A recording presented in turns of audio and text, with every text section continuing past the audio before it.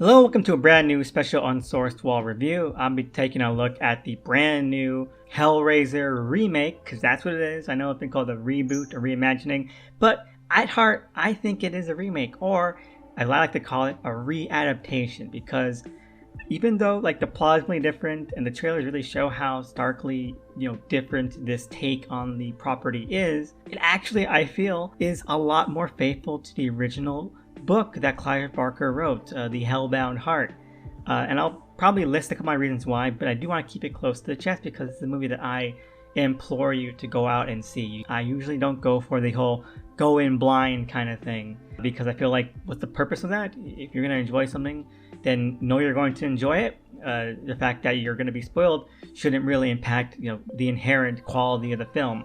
But this is one where I feel that it really does have the weight of just how much the series has declined since the original films by Clive Barker as well, that going in blind, going in fresh, like going in without any kind of preconceived notions, really does amp up the impact of just how faithful and just how much quality and care and talent went into crafting this film. And I can't say more good things about it. So let's just take a step back and let's head into this step by step. Now, we all know the original 80s classic from Clive Barker. He wrote and directed it based on his own book, The Hellbound Heart, and it is fine. I like it. I think that it stands the test of time. It's still a really decent watch, and the practical effects in that film continue to be praised, and rightfully so. They're impeccable. They're amazing. They're so ingenious. If you watch the Leviathan documentary about the first two Hellraiser movies and the behind-the-scenes stuff that went into making those films, it is insanely incredible what the artists and what the prosthetics and what the sort of special effects folks were able to rig up to make this possible. And you know what? I recommend you watching that too, because it is definitely worth the watch.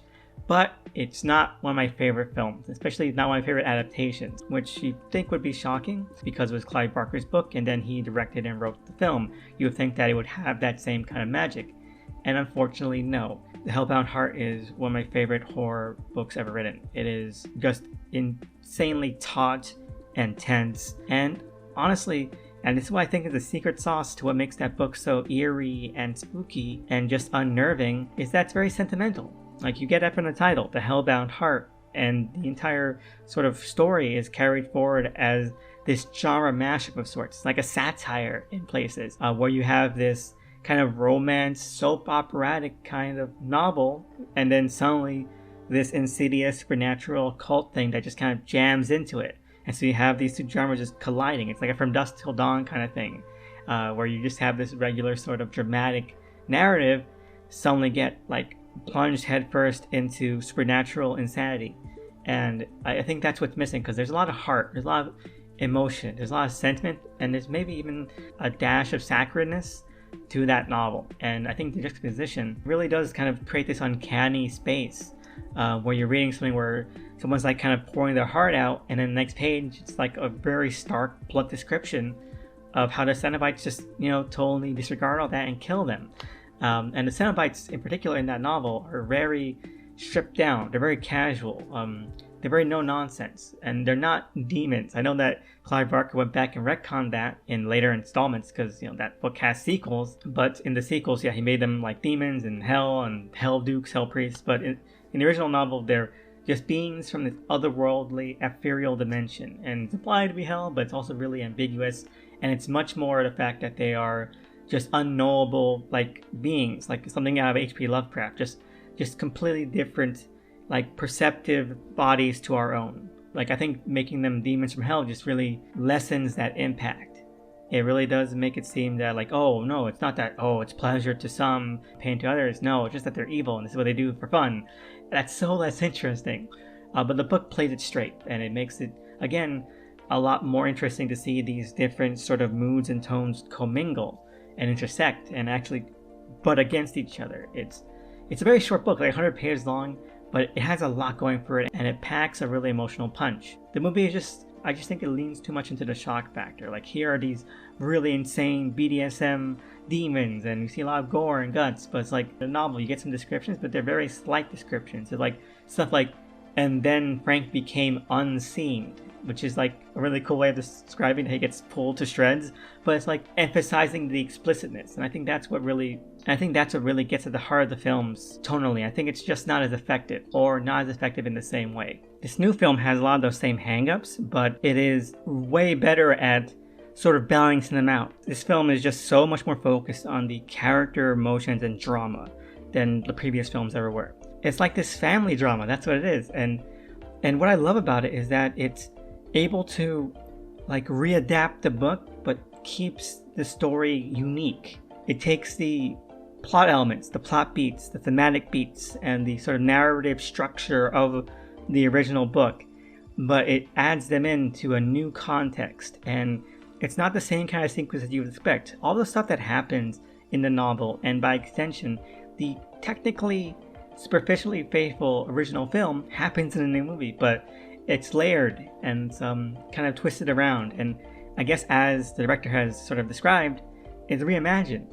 And I think that's what's so shocking to me, because I went in like going like, oh, there's gonna be another Hellraiser movie, it's gonna be more gore, it's gonna be focused on like, oh, hell and all that kind of stuff, but no, it really just strips it back and it goes back to the roots, and it nabs all those beats that I wish were in the original film, and they're in here now in a way that's both familiar but fresh and new.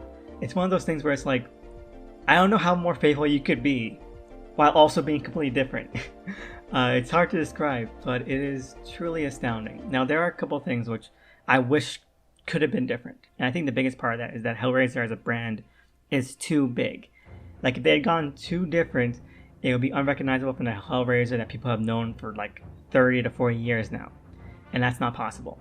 So it's a bit of a shame. I wish they could have like stripped the Cenobites down more. I do like where they are now, but I think in their attempt to like really sort of size them down and like really get back to the core of the characters, or at least the concept, they lost it a bit.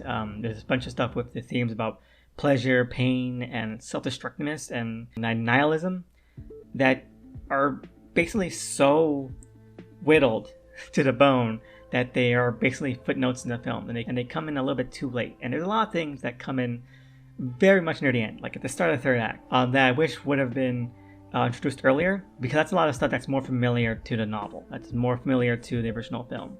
And this new kind of context the film puts these beats in would have been really fun to explore and have developed had they been given more runtime, maybe even at the end of the first act, because the film wants to introduce those in a way that's very kind of impactful and surprising, but it would have been as surprising earlier on. But you know, it's a minor quibble, because a lot of the stuff is because it's a franchise. So unless we're gonna like make an entirely rebooted, remade, line for line remake of the novel, this is the best it's gonna get. And like, even the ending is just so much more faithful and in keeping and in tone with the ending of the book. And that's something that I never thought I would say about a Hellraiser movie. So yeah, I don't think it's gonna satisfy the gorehounds, because like the original novel, like I said, wasn't very gory, like at least not in description, not in viscerality, and this isn't either. I've seen some reviews that have sort of described it as being like maybe a little bit boring. We didn't get a certain amount of gore, and I'm glad it wasn't, because again, it kept the emotions at the forefront, which I really enjoyed. I was actually invested in these characters. It took me on this kind of journey with them, and so I really appreciate that. But yeah, I don't want to see any more movies in this universe. I know they're planning like a TV show or something. This is it. This is the best note to end the franchise on. Like a really faithful in spirit of the book. You're done now. If they want to make a sequel, then maybe they could get something out of like the sequels to the book that Clive Barker wrote or co-wrote, because you know, I have faith in his creative team to make something special. Overall, 8 out of 10.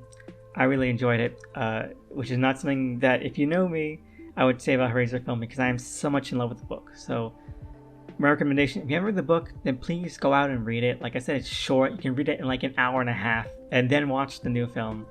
They're the same story, but just told in slightly topsy-turvy ways. And I think that's the best way to have an adaptation if you're not going to be ultra faithful. Do it in ways that's familiar, but also surprising. So yeah, let me know what you thought below. You see the film? Did you read the books? Is this your favorite Hellraiser movie? It's mine. What is your favorite Hellraiser movie? And would you want a sequel? But yeah, leave a like, comment, subscribe, and see you again next time.